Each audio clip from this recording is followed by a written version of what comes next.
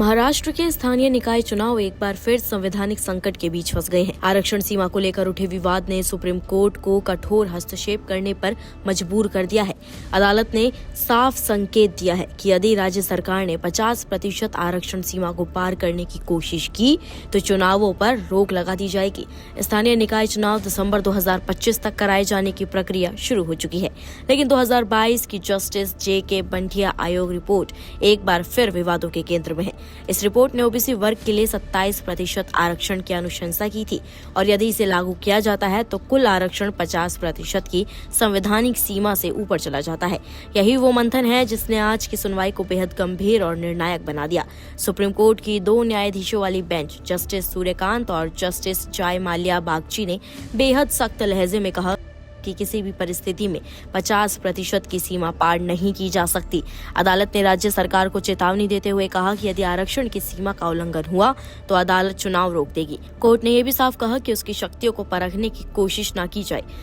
राज्य की ओर से सॉलिसिटर जनरल तुषार मेहता ने तर्क दिया कि नामांकन प्रक्रिया चल रही है और अदालत को इसे बाधित नहीं करना चाहिए, लेकिन कोर्ट का जवाब साफ था। हमने कभी नहीं कहा कि 50% से अधिक आरक्षण संभव है।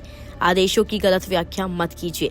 अदालत ने यह भी स्पष्ट किया कि नामांकन शुरू होना किसी उल्लंघन को वैध नहीं बनाता।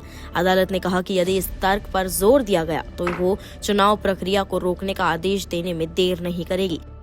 सुनवाई के दौरान सीनियर वकील विकास सिंह और नरेंद्र हुड्डा ने बताया कि महाराष्ट्र के कई स्थानीय निकायों में आरक्षण का प्रतिशत 70% तक पहुंच चुका है। यह सीधे सीधे संविधान पीठ के निर्देशों का उल्लंघन है।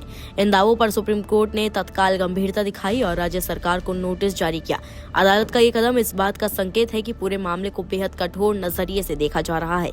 वहीं आपको बता दें, जस्टिस सूर्यकांत ने स्पष्ट किया कि बंटिया आयोग की रिपोर्ट अभी सब जुडिस है और जब तक इस पर अंतिम फैसला नहीं हो जाता तब तक चुनाव उन्हीं नियमों के तहत होंगे जो 2022 से पहले लागू थे, यानी वही पुराना आरक्षण पैटर्न जिसका कुल प्रतिशत 50% की सीमा के भीतर था। जज ने यह भी कहा कि अदालत के सरल आदेशों को अधिकारी जटिल बना रहे हैं और यदि स्थिति सुधरी नहीं तो नामांकन प्रक्रिया तक स्थगित करनी पड़ सकती है।